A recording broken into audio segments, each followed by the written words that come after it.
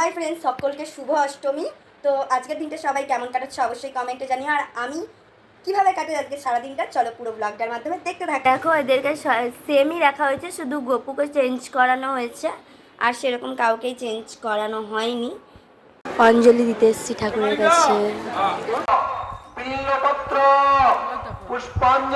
আমার অঞ্জলি কমপ্লিট হয়ে গেছে। তো দেখো ড্রেসটা চেঞ্জ করে নিয়েছি।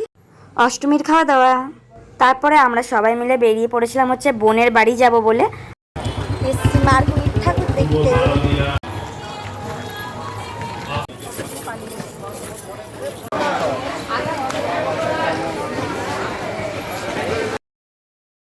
দোকান থেকে মিষ্টি নিয়ে চলে এসেছি হচ্ছে বোনের ঘরে। তো দেখো বোনের ঘরে বোন বড় মাম্মার সাথে খুনসুটিগিরি করছিল, আর আমরা সবাই খেয়ে দিয়ে তারপরে আবার ঠাকুর দেখতে বেরিয়েছিলাম।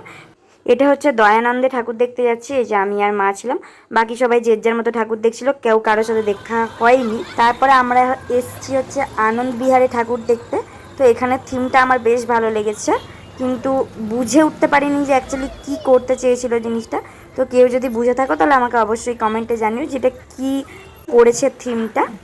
তারপরে আস্তে আস্তে পুরো প্যান্ডেলটা দেখে মায়ের সামনে গিয়ে মায়ের দর্শন করলাম। এই প্যান্ডেলটা হয়েছে হচ্ছে হোস্টেল এভিনিউতে।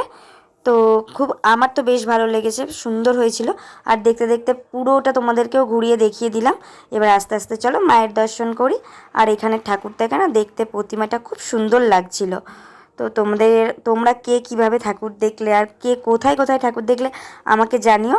আর আমি যেহেতু দুর্গাপুরে থাকি তাই আমি তোমাদেরকে দুর্গাপুরের প্রত্যেকটা প্যান্ডেল দেখালাম। তারপরে আমরা এসেছিলাম হচ্ছে গোপাল মাঠে, এখানে করেছিল হচ্ছে বৃন্দাবন। তো আমার বেশ সুন্দর লেগেছে এই প্যান্ডেলটাও, তো সেটাই তোমাদেরকে ঘুরিয়ে ঘুরিয়ে দেখাচ্ছিলাম। এটা বাইরে এরকম করে সাজিয়েছে, আর ভিতরটা এতটাই ভিড় ছিল আমি ভিডিও করতে পারিনি। আজকের মতো এই পর্যন্ত, বাই।